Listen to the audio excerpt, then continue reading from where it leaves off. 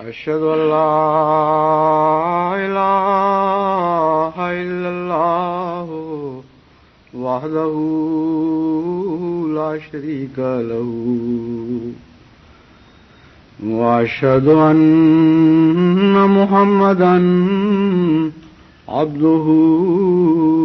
ورسوله أما بعد فأعوذ بالله من الشيطان الرجيم بسم الله الرحمن الرحيم الحمد لله رب العالمين الرحمن الرحيم مالك يوم الدين إياك نعبد وإياك نستعين اهدنا الصراط المستقيم صراط الذين أنعمت عليهم غير المغضوب عليهم ولا الضالين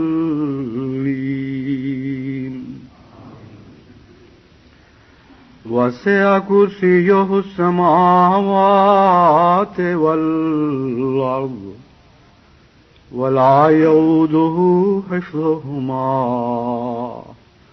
وهو العلي العظيم.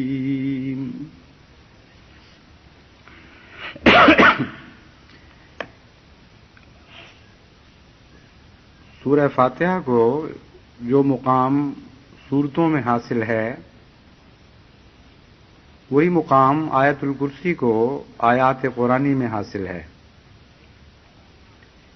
ایک ایسی آیت ہے جو ایک غیر معمولی شان اور غیر معمولی امتیاز رکھتی ہے، اور اس شان کی آیت تمام دنیا کی کتب بھی ڈھونڈیں، یعنی سماوی کتب کو ڈھونڈیں اور تلاش کریں، اس کی کہیں آپ کو نظیر نہیں ملے گی. ویسے تو قرآن کریم کی کسی آیت کی بھی نظیر بنانا ممکن نہیں، مگر جب ہم یہ کہتے ہیں تو مراد ہے غیر اللہ کے لیے. لیکن جب میں یہ کہہ رہا ہوں کہ دوسری کتب میں اس کی نظیر نہیں ملتی تو مراد یہ ہے کہ سماوی کتب میں، دوسرے ادیان کی کتب میں کوئی آیت بھی اس شان کی آیت آپ کو نظر نہیں آئے گی جو آیت الکرسی ہے. لیکن اس کی تفسیر کی غرض سے میں یہاں اس وقت نہیں کھڑا ہوا. اس کا جو آخری حصہ میں نے تلاوت کیا ہے وسع کرسیہ السماوات والارض وہو العلی العظیم، یہ اس لیے تلاوت کیا ہے کہ اس میں دو صفات باری تعالی کا ذکر ملتا ہے جن کا نماز سے بھی گہرا تعلق ہے. خدا تعالیٰ کی علو اور اس کے عظیم ہونے کا، اس کی عظمت کا ذکر ملتا ہے، اور رکوع میں ہم خدا کی عظمت کے گیت گاتے ہیں اور سجدے میں اس کے علو مرتبت کے گیت گاتے ہیں. اور اس میں بھی کوئی شک نہیں کہ نماز کے ارکان میں جو امتیازی شان رکوع اور سجود کو حاصل ہے ویسی اور کسی رکن کو حاصل نہیں. تو گویا رکوع اور سجدہ نماز کا معراج ہیں، اور ان کے لیے خدا تعالیٰ نے خصوصیت کے ساتھ اپنی حمد میں سے یہ دو صفات چنی، عظیم اور اعلی. میں غور کرتا رہا کہ کیا وجہ ہے کہ کیوں ہر حرکت سے پہلے اللہ اکبر کہنے کا حکم ہے، لیکن رکوع سے بلند ہوتے وقت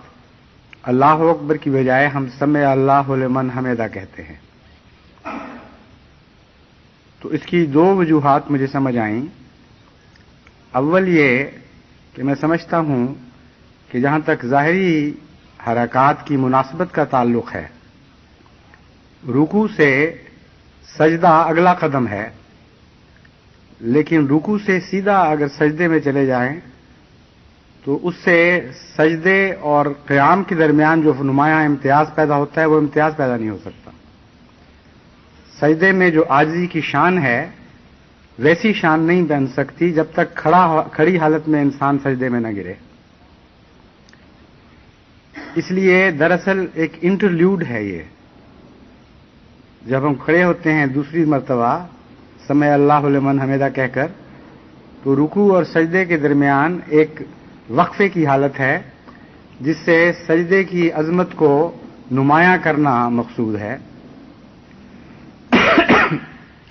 دوسری وجہ یہ سمجھ آئی کہ حمد کا معراج ہے عظیم اور اعلی، اور ان دونوں کے مابین سمع اللہ لمن حمدہ کہہ کر یہ مطلع فرمایا گیا کہ وہ جو خدا کی عظمت اور اس کے علو کے گیت گانے والے ہیں انہیں خوشخبری ہو، مبارک ہو ان کو کہ ان کی دعائیں سنی گئیں۔ اس پہلو سے جب خدا کے عظیم ہونے اور اس کے اعلیٰ ہونے پر غور کیا جائے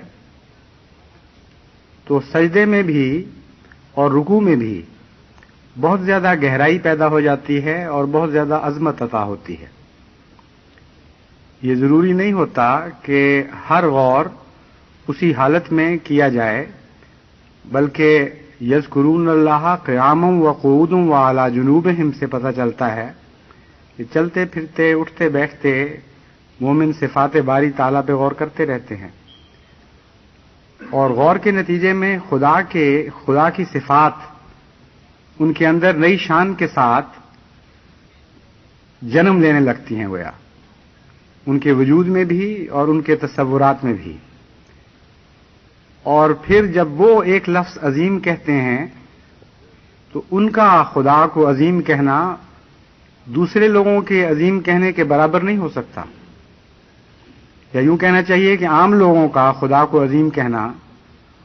ان لوگوں کے عظیم کہنے کے برابر نہیں ہو سکتا جنہوں نے خدا کی عظمتوں پر غور کیا ہو اور اس کی عظمتوں کو پہچانا ہو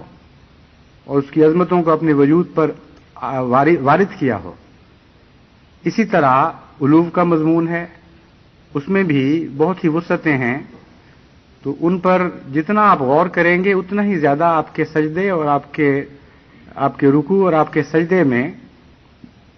اللہ تعالیٰ برکتیں رکھ دے گا، اور اتنا ہی زیادہ سمع اللہ لمن حمدہ آپ کے حق میں پورا ہوگا۔ چنانچہ اس حکمت کو پیش نظر رکھتے ہوئے میں آپ کے سامنے مثال کے طور پر لفظ عظیم کو رکھتا ہوں اور اس کی وضاحت کرتا ہوں۔ ویسے تو بہت ہی لمبا اور بڑا مضمون ہے، لیکن مختصراً سمجھانے کے لیے میں نے چند باتیں چنی ہیں۔ سب سے پہلی بات عظیم کے متعلق یہ معلوم ہوتی ہے کہ یہ اپنی ذات میں نہ اچھائی کے معنی رکھتا ہے نہ برائی کے معنی رکھتا ہے، بلکہ نہایت بری چیزوں کے لیے بھی بولا جاتا ہے اور نہایت اچھی چیزوں کے لیے بھی بولا جاتا ہے۔ مثلا عذاب عظیم قرآن کریم میں آتا ہے، اور اسی طرح اور بہت سی ایسی چیزیں جو مکروہات میں یہ نہایت ہی خوفناک حیثیت رکھنے والی چیزیں ہیں، ان کے متعلق بھی عظیم کا لفظ بولا گیا ہے۔ عذاب عظیم کے مقابل پر مغفرتوں و اجر عظیم بھی بولا گیا ہے۔ اسی طرح الخزي العظیم قرآن کریم میں بہت ہی بڑی ذلت اور رسوائی کے لیے الخزي العظیم کا لفظ آیا، اور اس کے مقابل پر پھر الفوز العظیم بھی فرمایا گیا کہ بہت ہی بڑی کامیابی۔ پھر الحنس العظیم فرمایا، یعنی ایسا گناہ جو بہت ہی بڑا ہو، اور اس کے مقابل پر حضرت صلی اللہ علیہ وآلہ وسلم کے متعلق فرمایا انک لعلی خلق عظیم، تو بہت ہی بڑے خلق پر واقع ہوا ہے، تیرا خلق بہت بلند ہے۔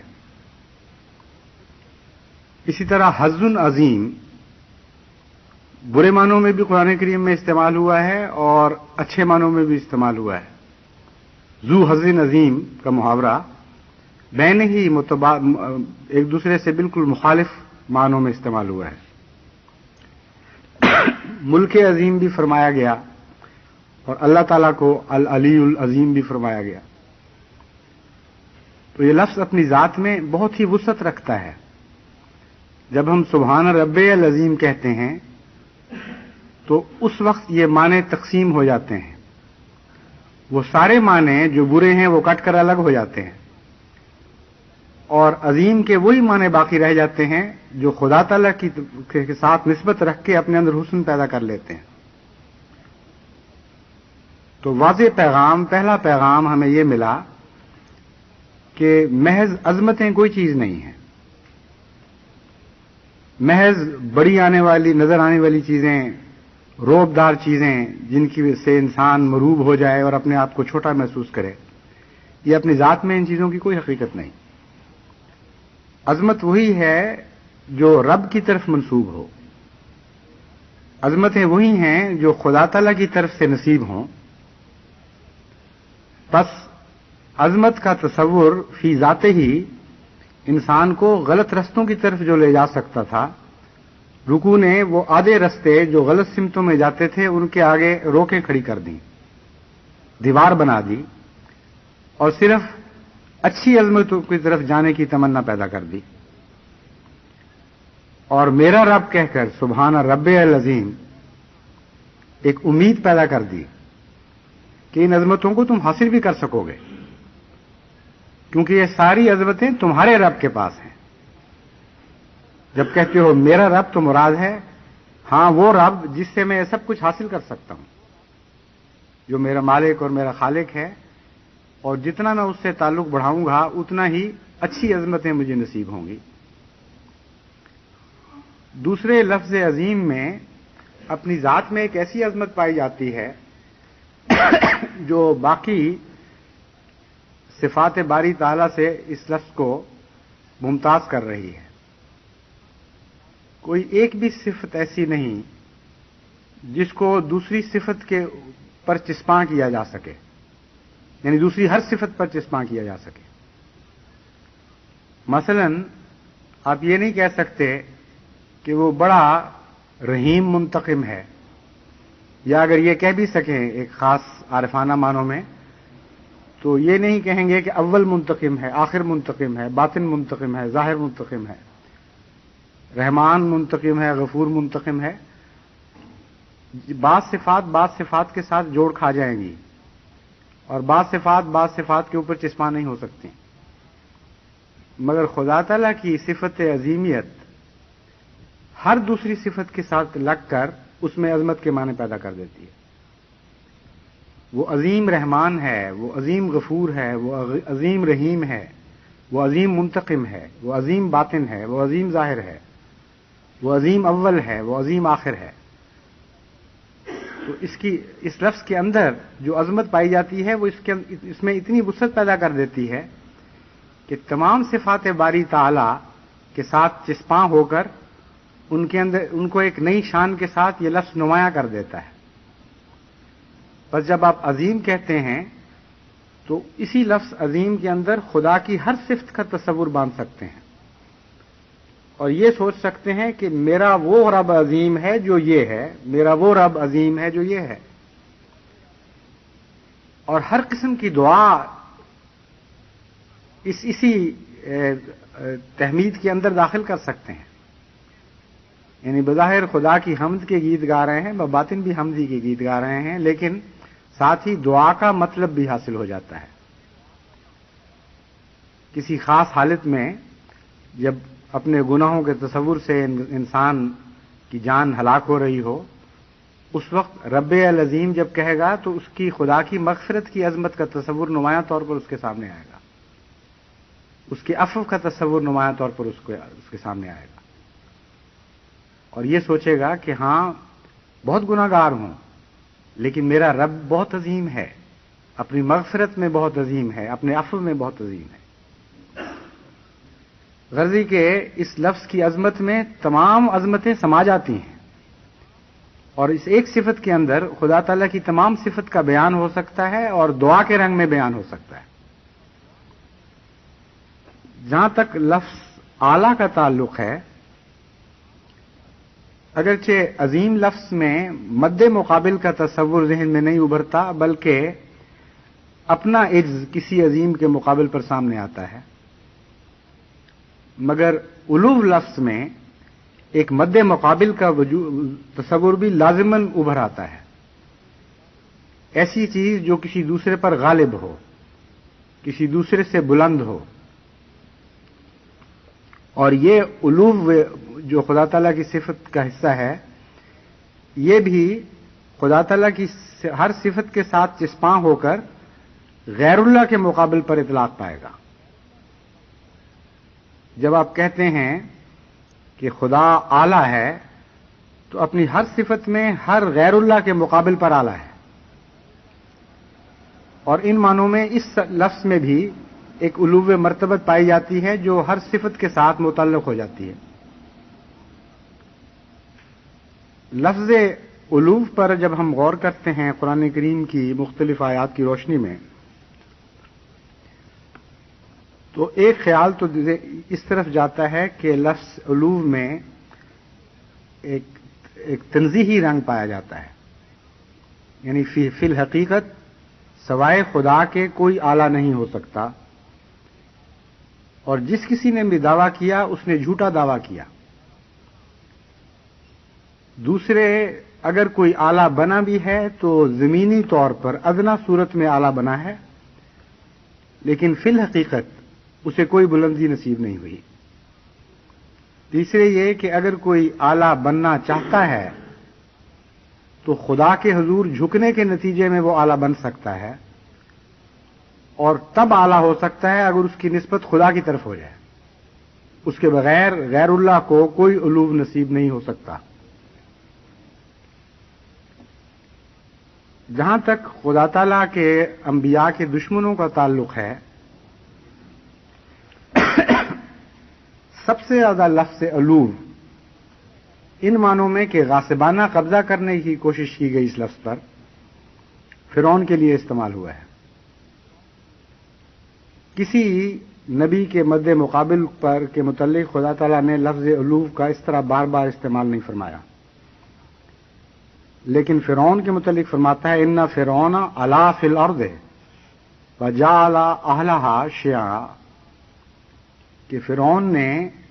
زمین میں علو اختیار کیا، جیسا کہ میں نے بیان کیا تھا اس کا علو زمین سے نسبت رکھنے والا علو ہے۔ پھر فرمایا ان فرعون لعال فی الارض وانہ لمن المسرفین، فرعون زمین میں علو کرنے والا ہے۔ اور اس کے مقابل پر مومنوں کے متعلق یہ صفت بیان فرمائی کہ وہ زمین میں علو نہیں چاہتے۔ تلک الدار الآخرہ نجعلھا للذین لا یریدون علوا فی الارض، یہ دار آخرہ ہے، یہ آخرت کی کامیابی، جس سے مراد دنیا میں بھی ہر مقابلے کے آخر پر ان کا کامیاب رہنا ہے، اور یوم آخرت کی کامیابی بھی مراد ہے۔ تو فرمایا بالآخر فتح پانے والے یہ لوگ، یہ مومنین کی جماعت، لا یریدون علوا فی الارض، یہ زمین پر غلبے کی تمنا رکھ کر کوئی کام نہیں کرتے، یا زمینی غلبے کے تصور میں کوئی کام نہیں کرتے۔ روحانی غلبے کا تصور تو ان کے ذہن میں ہوتا ہے، وہی ان کے محرکات میں سب سے بڑا محرک ہے، لیکن علو فی الارض سے ان کا کوئی تعلق نہیں۔ پھر فرعون نے جس قوم پر علو اختیار کیا، قوموں میں سے اسی قوم کے متعلق پھر خدا تعالیٰ نے لفظ علو استعمال فرمایا، اور بہت بڑی اس میں عبرت ہے، خصوصاً جماعت احمدیہ کے لیے اس میں بہت ہی گہرا پیغام ہے، اور آئندہ آنے والی نسلوں کے لیے خصوصیت کے ساتھ ایک عبرت کا نشان ہے اس بات میں. یہ قرآن کریم کی فصاحت و بلاغت کا کمال ہے کہ اگرچہ بظاہر آیات مختلف وقتوں میں الگ الگ استعمال ہوئی ہیں، لیکن جب ان کو جوڑ کر پڑھتے ہیں تو حیرت انگیز ان میں ربط نظر آتا ہے، حیرت انگیز مضمون کے اندر یکسانیت ملتی ہے اور ایک دوسرے کے ساتھ تعلق ملتا ہے. فرعون کو چنا گیا اس اظہار کے لیے کہ بعض لوگ زمین میں علو اختیار کرتے ہیں اور خدا کے کمزور بندوں پر غالب آ کر علو کا دعویٰ کرتے ہیں. اس کے مقابل پر بنی اسرائیل کو ایک نہایت ہی مظلوم حالت میں دکھایا گیا جن پر حد سے زیادہ مظالم توڑے جا رہے تھے. اور پھر وہ قوم جو کسی زمانے میں حد سے زیادہ مظلوم تھی، کسی فانی بندے کے علو کے ستم کا نشانہ بنی ہوئی تھی، جب وہ قوم خود بگڑی اور خدا نے اسے ترقیات عطا فرما دیں تو بگڑنے کے بعد اس نے خود زمین میں علو اختیار کرنا شروع کیا اور یہ بات بھول گئی کہ اس کا دشمن تو صرف اس لیے ہلاک کیا گیا تھا کہ اس نے ان کے خلاف علو اختیار کیا تھا. یہ کیسے آخری ہلاکت سے بچ جائیں گے اگر یہ نصیحت نہیں پکڑیں گے اور خود فرعون کی جگہ لے کر خدا کے بندوں کے مقابل پر علو اختیار کرنا شروع کر دیں گے. چنانچہ خدا تعالیٰ فرماتا ہے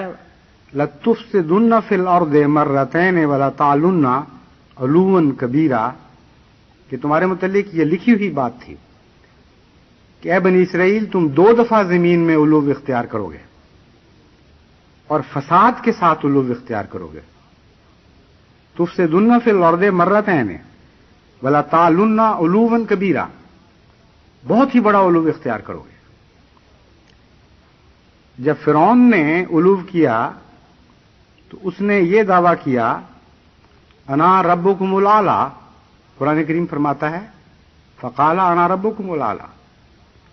یہاں تک دعویٰ کر بیٹھا کہ میں ہی تمہارا اعلی رب ہوں. اس کے مقابل پر اللہ تعالیٰ نے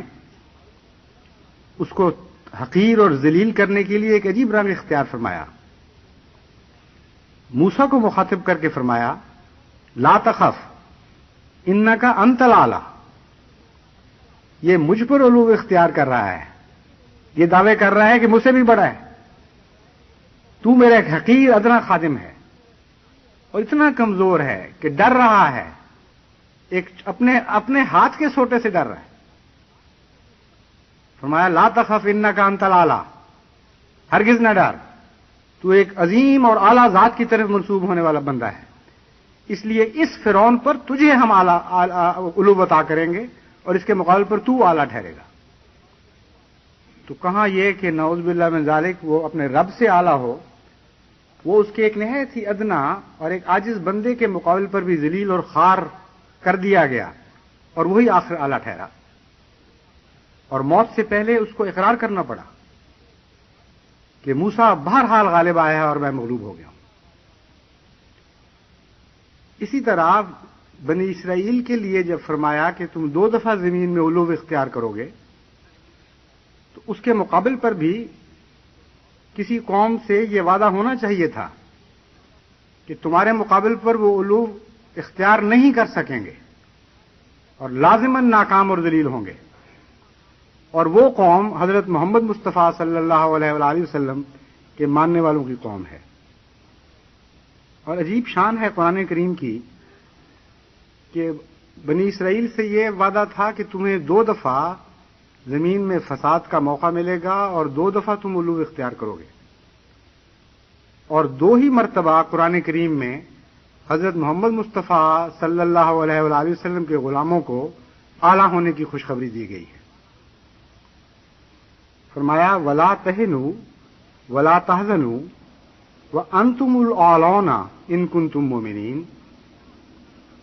اے محمد مصطفیٰ صلی اللہ علیہ وآلہ وسلم کے غلاموں، تم ہرگز تھک نہ جانا، سستی نہ اختیار کرنا. ولا تحزنوا، اور جو کچھ تمہیں دکھ دیے جا رہے ہیں یا نقصان پہنچایا جا رہا ہے ان پر غم نہ کرنا. وانتم الاعلون، تم اعلیٰ ٹھہرو گے اور تمہارے مقابل دشمن لازماً رسوا اور ذلیل کیے جائیں گے. ان کنتم مومنین، شرط یہ ہے کہ تم مومن ٹھہرنا.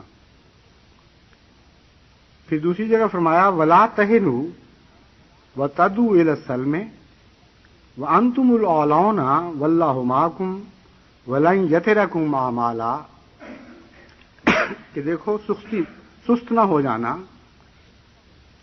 ایسی حالت میں کہ سستی تمہیں مجبور کر دے، کمزوری کی وجہ سے صلح کے لیے ہاتھ بڑھاؤ۔ صلح کے لیے ہاتھ بڑھانا اچھی چیز ہے، لیکن بزدلی اور کمزوری کے نتیجے میں صلح کے لیے ہاتھ بڑھانا یہ بہت مکروہ فعل ہے، جس سے خدا تعالیٰ امت محمدیہ کو منع فرما رہا ہے۔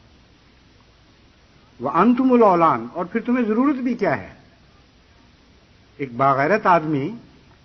تو مٹ جانا پسند کرتا ہے بجائے اس کے کہ کمزوری کے نتیجے میں ہاتھ بڑھائے۔ صلح کی خاطر، امن کی خاطر صلح کا پیغام دینا یا دنیا میں اصلاح کے لیے اپنے دشمن کو معاف کر دینا یہ بالکل اور بات ہے، لیکن کمزور ہو کر جان بچانے کے لیے صلح کے لیے ہاتھ بڑھانا یہ ایک ایسی بزدلی ہے جو قرآن کریم سے پتہ چلتا ہے کہ امت محمدیہ کو زیب نہیں دیتی۔ لیکن ساتھ یہ بھی فرمایا وَأَنْتُمُ الْأَعْلَوْنَ، یعنی حد ہوگی بے وقوفی اور حماقت کی کہ تم یہ کمزوری دکھا جاؤ جبکہ تمہیں وعدہ ہے کہ تم اعلیٰ قرار دیے جاؤ گے، تم نے لازماً غالب آنا ہے۔ واللہ معکم، خدا تمہارے ساتھ ہے، تمہیں کیا خوف ہے غیر اللہ کا؟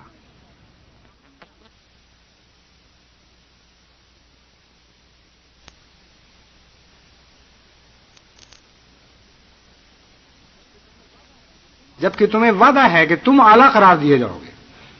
تم نے لازماً غالب آنا ہے۔ واللہ معکم، خدا تمہارے ساتھ ہے، تمہیں کیا خوف ہے غیر اللہ کا؟ وَلَن یَتِرَکُمْ اعمالا، ہرگز تمہارے اعمال کو وہ ضائع نہیں کرے گا۔ تو جن بنی اسرائیل کو 2 دفعہ جھوٹے علوم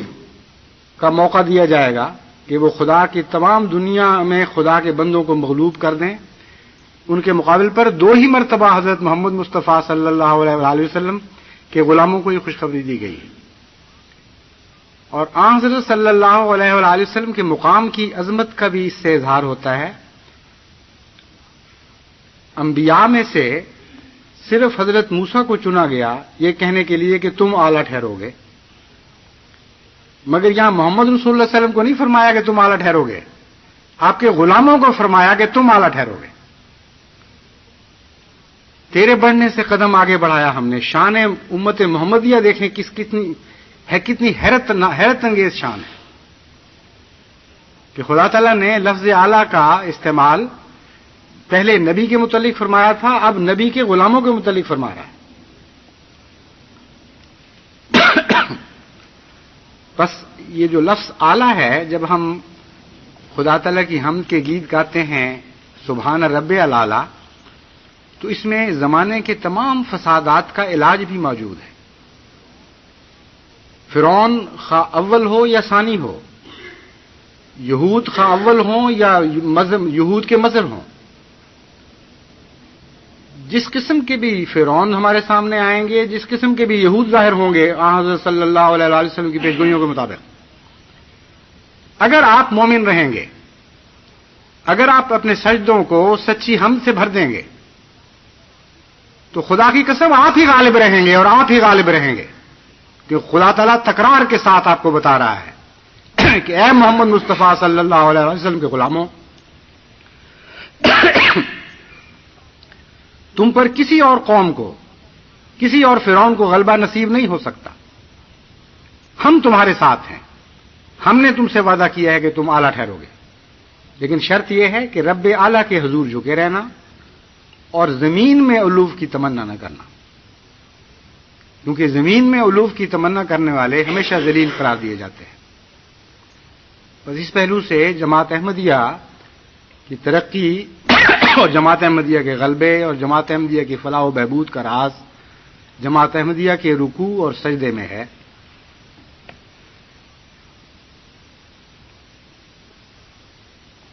ٹھنڈا ہو گیا۔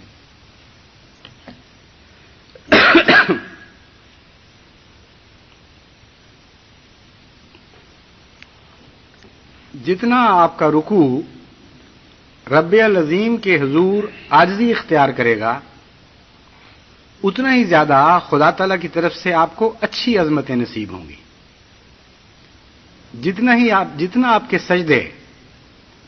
خدا تعالیٰ کے حضور انتہائی انکساری اختیار کریں گے، اسی قدر رب اعلیٰ کی طرف سے آپ کو علو نصیب ہوگا۔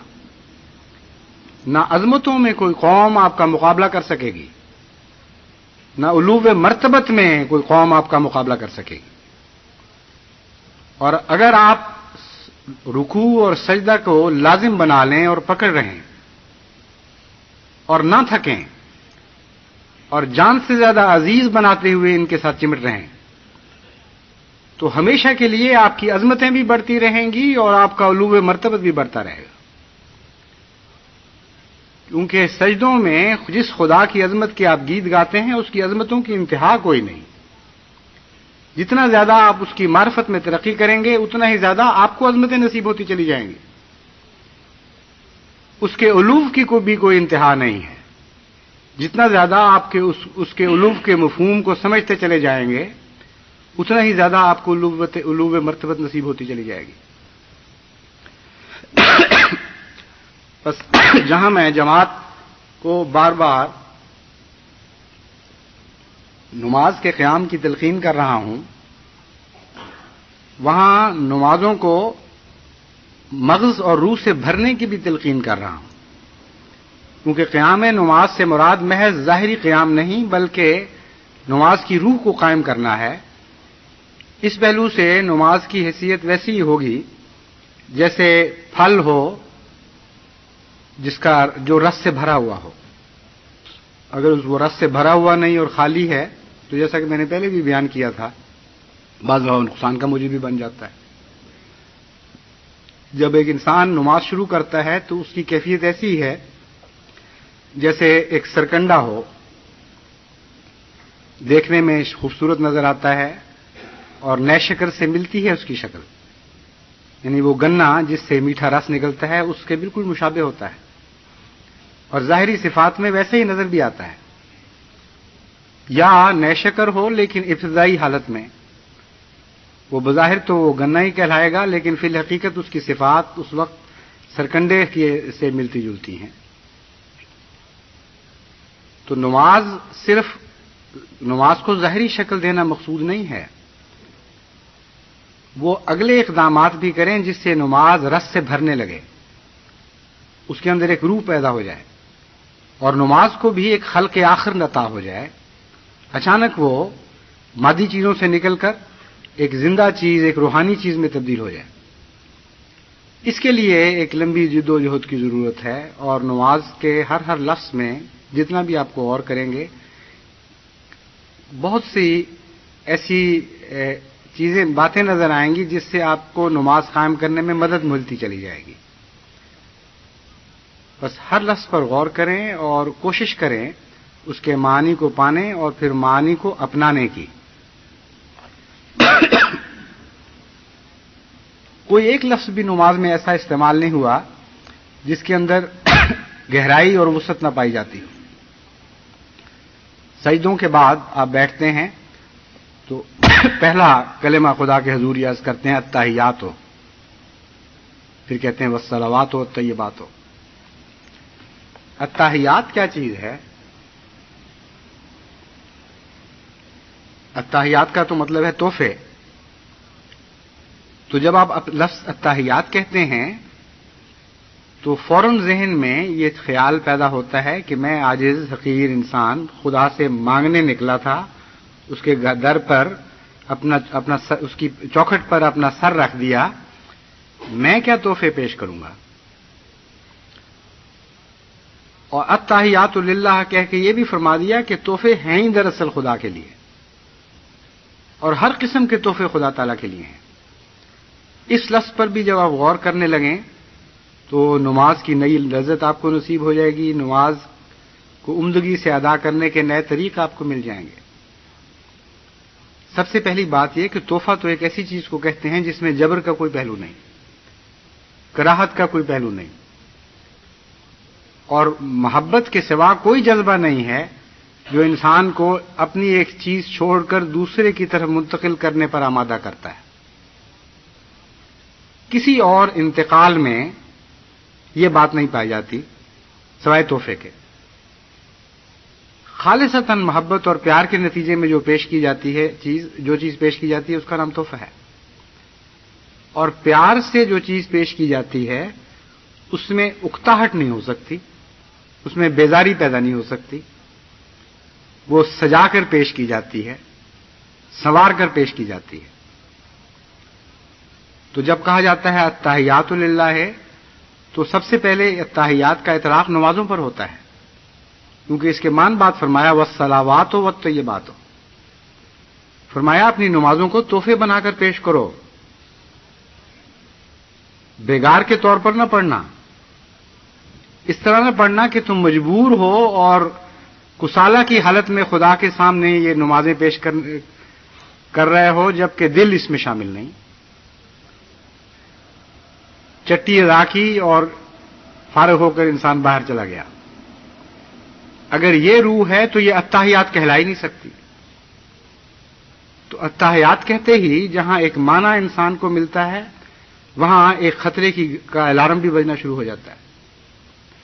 اچانک مومن لرز اٹھتا ہے کہ جو کچھ نمازیں میں نے پڑھی ہیں ان کو میں تحفہ کہہ بھی سکتا ہوں. ان میں وہ بات وہ شان پائی بھی جاتی ہے جو تحفوں کی شان کہلاتی ہے. اور پھر کس کے حضور پیش کر رہا ہوں؟ رب عظیم اور رب العالی کے حضور، اور اس کو تحفہ کہہ رہا ہوں جو میں نماز پڑھ رہا ہوں. اچانک انسان کی توجہ اس طرف مبذول ہو جاتی ہے اور انسان اپنے نفس کا کھوج لگانے لگ جاتا ہے کہ کہیں یہ نئے شکر کی جگہ سرکنڈے تو نہیں جنہیں میں سجا کر خدا کے حضور لے جا رہا ہوں اور آگے ان میں رس کوئی نہ نکلے. کہیں ایسے پھل تو نہیں جو کھٹے ہیں یا جو گل سڑ چکے ہیں، ان کے اندر روح اور مواد تھوڑا ہے اور ضرر والی چیز اور نقصان والی چیز زیادہ ہے. لا یذکرون اللہ الا قلیلا، یہ مضمون تو نہیں صادق آ رہا میری نماز پر کہ پھل والی چیز تو بہت تھوڑی ہے اور جو پھل کو نقصان پہنچانے والے اجزاء ہوتے ہیں وہ زیادہ ہو گئے ہوں. پھر کھلیان کی طرف انسان کا تصور جا سکتا ہے. کبھی انسان اپنے کھیتوں کی چیزیں، چاول، گندم اور اس قسم کی چیزیں کھلیان سے نکالتا ہے اور کسی محبوب کے حضور تحفے کے طور پر پیش کرنے کے لیے لے جاتا ہے. اچانک اس سے خیال آئے کہ یہ تو سب کیڑے نے کھا لیا تھا، یہ تو سسری نے تباہ کر کے رکھ دیا، صرف گندگی کا ڈھیر ہے، اس کے سوا کچھ بھی نہیں. تو ایسا تحفہ دینے والا کیا محسوس کرے گا؟ اگر اس کا احساس تیز ہے، اگر اس کا شعور بیدار ہے تو ہو سکتا ہے وہ عرق ندامت میں غرق ہو جائے یہ خیال کر کے بھی کہ کسی پیارے کے حضور یہ چیز تحفہ کے طور پر پیش کی جا سکتی ہے. ہاں اگر دھوکہ طبیعت میں رکھتا ہے تو شاید اس کے دل میں یہ خیال آئے کہ دھوکہ چل جائے گا، میں بادشاہ کے حضور نظر گزرانا آؤں گا، اس کے بعد دیکھی جائے گی کیا پتہ چلتا ہے کیا ہوا. بڑا سجا کے اس گندی چیز کو بھی لے جاتا ہے. عجیب بات ہے کہ ایسی نمازوں کے متعلق قرآن کریم نے یہی لفظ استعمال کیا ہے، یخادعون اللہ وما یخدعون الا انفسہم. یہ بیوقوف تحفے پیش کرتے ہیں جانتے ہوئے کہ یہ گندے ہیں، جانتے ہوئے کہ یہ کیڑوں نے کھائے ہوئے ہیں، ان کے اندر کچھ بھی نہیں رہا، اور پھر یہ سمجھتے ہیں کہ خدا کو دھوکہ دے دیں گے. بس دھوکے کا مضمون اگر دل سے نکل جائے، اگر اپنی نماز کا عرفان نصیب ہو جائے تو پھر وہی گندی وہی ناکارہ چیز بھی خدا تعالیٰ چاہے تو قبول فرما سکتا ہے، لیکن دھوکے کے ساتھ نہیں، عجز کے ساتھ. ایک انسان کے پاس اور کچھ نہیں ہے، وہ کوشش بھی کرتا ہے، اس کو کچھ نصیب نہیں ہوتا،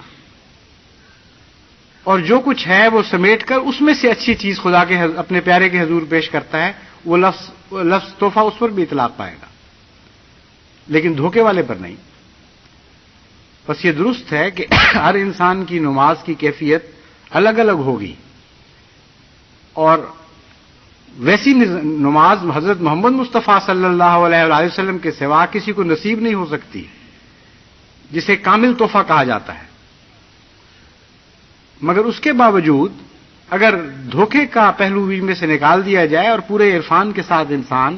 عاجزی کے ساتھ خدا کے حضور یہ عرض کرے کہ اے خدا کچھ بھی نہیں ہے میرے پاس،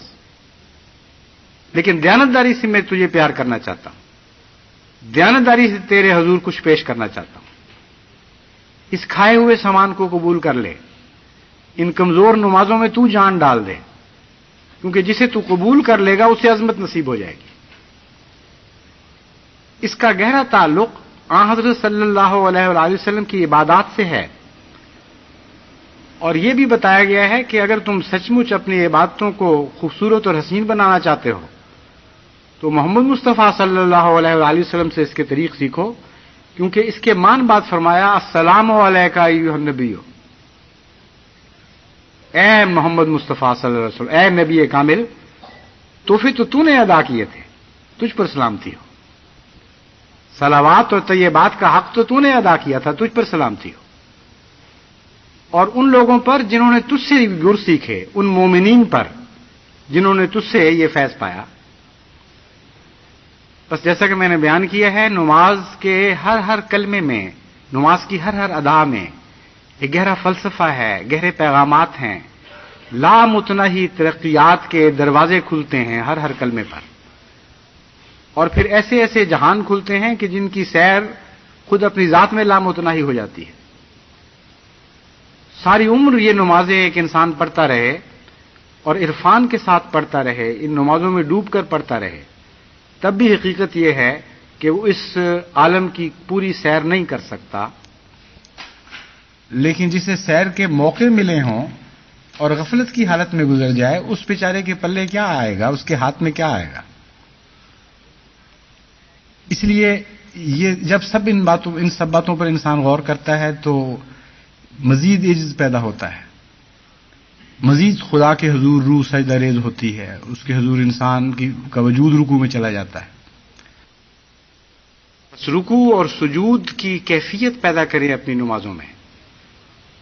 اور خدا تعالیٰ کی حمد کے وہ گیت گائیں جس کے نتیجے میں خدا خود فرمائے سمع اللہ لمن حمدہ، اللہ نے سن لی ہے اپنے ان بندوں کی جنہوں نے اس کی تعریف کی، جنہوں نے اس کی حمد کے گیت گائے۔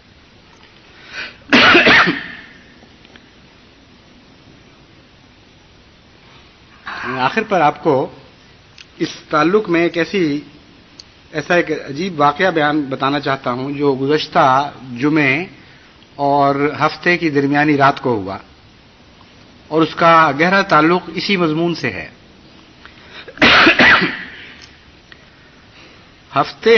جمعے اور ہفتے کی درمیانی گزشتہ جمعے کو، چونکہ نماز کا ہی مضمون چل رہا تھا، جمعے اور ہفتے کی درمیانی رات کو تہجد کی نماز میں مجھ سے ایک ایسا واقعہ ہوا ہے جو بعض پہلوؤں سے حیرت انگیز ہے۔ تہجد کی نماز شروع ہوتے ہی مجھے یوں محسوس نہیں کہنا چاہیے بلکہ اچانک میں گویا کہ ڈاکٹر حمید الرحمان بن گیا۔ ڈاکٹر حمید الرحمان صاحب جن کا میں ذکر کر رہا ہوں اس وقت، وہ تو ایک سمبل کے طور پر آئے تھے، مگر میں پہلے ان کا تعارف کروا دوں۔ ڈاکٹر حمید الرحمان ہمارے ایک بہت ہی مخلص فدائی احمدی جو صوبہ سرحد سے تعلق رکھتے تھے، خلیل الرحمان خان صاحب، ان کے صاحبزادہ ہیں اور امریکہ میں ڈاکٹر ہیں، اور ڈاکٹر پروفیسر عبدالسلام صاحب کے داماد ہیں، اور بہت نیک پاک طینت رکھتے ہیں، سلسلے کے کاموں میں، قربانیوں میں پیش سادہ منکسر مزاج، اور جہاں تک انسانی نگاہ کا تعلق ہے تقوی شعار انسان ہے۔ تو تہجد کی نماز شروع ہوتے ہی وہ نماز گویا میں نہیں پڑھ رہا تھا بلکہ میں اور ڈاکٹر حمید الرحمان ایک وجود بن کر پڑھ رہے تھے،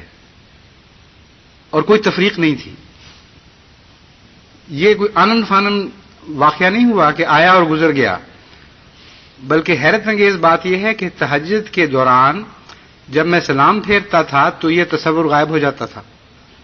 اور جب دوبارہ شروع کرتا تھا تو بغیر شعور کے پتہ نہیں لگتا تھا کس وقت یہ واقعہ شروع ہوا ہے. اچانک میری پرسنالٹی، میرا وجود جو خدا کو مخاطب کر رہا تھا وہ حمید الرحمان تھا، اور جسے حلول کر جاتی ہے روح، اس طرح میرے اندر حمید الرحمان کی روح گویا حلول کر گئی، اور مجھے اس پہ تعجب نہیں ہوا، اور نماز کے دوران بالکل احساس نہیں ہوا کہ کوئی عجیب واقعہ گزر رہا ہے. بالکل نارمل کے طریقے، جس طرح وہ ڈاکٹر حمید الرحمان کھڑے ہوتے ہوں گے نماز کے وقت اور اپنے متعلق سوچ رہے ہیں کہ میں حمید الرحمان ہوں، جب خیال آتا ہے وہی کیفیت تھی. لیکن ساتھ یہ بھی کہ میں بھی ہوں، اور اس عجیب امتزاج کے پر تعجب کوئی نہیں تھا. اور جب نوافل کے درمیان وقفہ پڑتا تھا تو اس کی طرف دماغ بھی نہیں جاتا تھا اس وقت، یعنی اس وقت بھی احساس نہیں ہوا کہ یہ کیا واقعہ ہو رہا ہے. یہاں تک کہ قریباً 1 گھنٹہ مسلسل یہی کیفیت رہی ہے، اور جب یہ کیفیت گئی ہے تو پھر اچانک مجھے خیال ہے کہ یہ کیا واقعہ ہو گیا میرے ساتھ. اس پر جب میں نے غور کیا تو ایک تو اس میں بہرحال جس وجود کو خدا تعالیٰ نے اس خوشخبری کے لیے چنا ہے اس کے لیے بھی بہت بڑی خوشخبری ہے. لیکن میں نے غور کیا تو مجھے پتہ چلا کہ اس میں ایک خوشخبری بھی بہت عظیم الشان ہے اور نجات کی راہ بھی ہمیں دکھائی گئی ہے. خلیفہ وقت کے وجود میں دراصل ساری جماعت دکھائی جاتی ہے، اور خوشخبری یہ ہے کہ خدا تعالیٰ نے ان کوششوں کو قبول فرمایا جو بار بار نمازوں کی اہمیت کے متعلق اہمیت ذہن نشین کرانے کے لیے میں نے کی، اور یہ خوشخبری تھی کہ تو مبارک ہو، جماعت حمید الرحمان بن گئی ہے. وہ اپنے رحمان خدا کے حمد کے گیت گا رہی ہے کل عالم میں، یہاں تک کہ گویا حمید الرحمان اور جماعت کا وجود ایک ہی ہو چکا ہے. اور دوسری طرف ایک ترقی کی راہ دکھائی گئی ہے، اور اس زمانے کی ساری مشکلات کا حل بتایا گیا ہے، اور یہ بتایا گیا ہے کہ اگر تم حمید الرحمان ہو جاؤ تو تمہیں پھر دنیا میں کسی اور چیز کی پرواہ نہیں رہے گی. اور چونکہ حمد کا مضمون عظیم اور اعلیٰ کی صفات کے مابین باندھا گیا ہے، اس لیے مجھے یہ تعبیر سمجھ آئی، اور یہ خطبہ میں نے اسی تعبیر کی روح سے آج دیا ہے کہ حمد کا معراج ہے رب عظیم کے گن گانا، اور حمد کا معراج ہے رب اعلیٰ کے گن گانا، اور حمد کا معراج ہے رکوع کی حالت میں حمد کرنا، اور حمد کا معراج ہے سجود کی حالت میں حمد کرنا. بس اپنے رکوع اور سجود کو حمد سے بھر دیں، اپنے سارے وجود کو حمد رب رحمان سے بھر دیں، یہاں تک کہ ساری جماعت خدا کے حضور حمید الرحمان بن کر دست بستہ کھڑی ہو جائے. یہ حالت اگر آپ پر طاری ہو گئی، جیسا کہ خوشخبری میں بتایا گیا ہے کہ خدا کے نزدیک انشاءاللہ اگر ابھی پوری طرح نہیں تو کل ضرور طاری ہو جائے گی، تو پھر میں آپ کو یہ خوشخبری دیتا ہوں خدا تعالیٰ کی طرف سے، انتم الاعلون انتم الاعلون، خدا کی قسم تم غالب رہو گے، خدا کی قسم تم غالب رہو گے، کیونکہ خدا کے حمید الرحمان بندوں پر کوئی دنیا کی چیز غالب نہیں آ سکتی.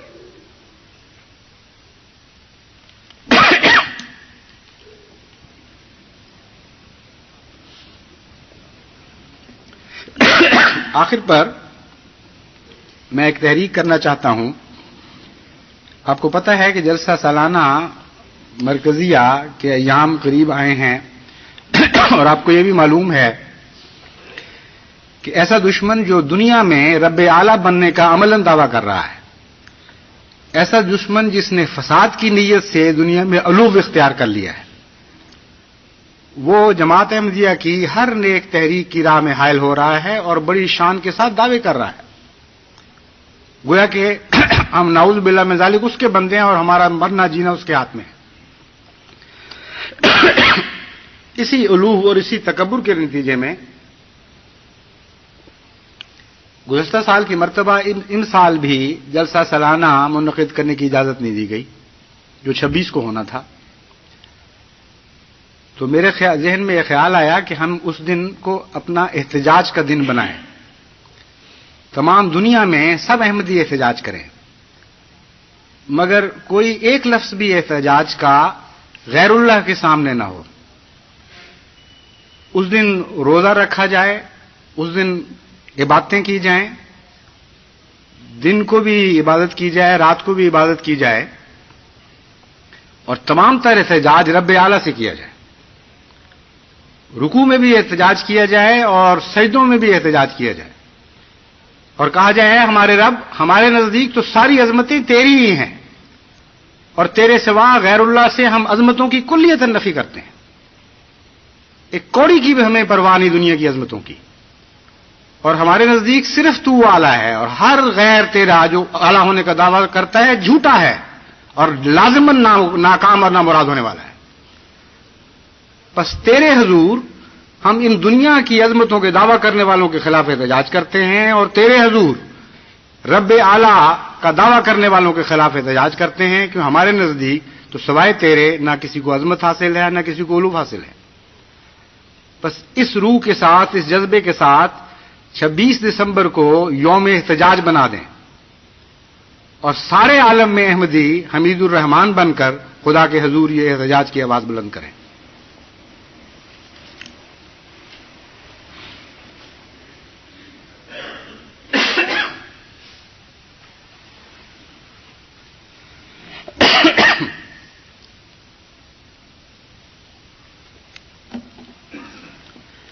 الحمد للہ نحمده ونستعینه ونستغفره ونؤمن به ونتوکل علیہ ونعوذ باللہ من شرور انفسنا ومن سیئات اعمالنا من يهده الله فلا مضل له ومن يضلله فلا هادي له ونشهد أن لا إله إلا الله وحده لا شريك له ونشهد أن محمدا عبده ورسوله. عباد اللہ رحمکم اللہ ان اللہ یامر بالعدل والإحسان وإیتاء ذی القربى وینہی عن الفحشاء والمنکر والبغی یعظکم لعلکم تذکرون. اذکروا اللہ یذکرکم وادعوہ یستجب لکم ولذکر اللہ اکبر.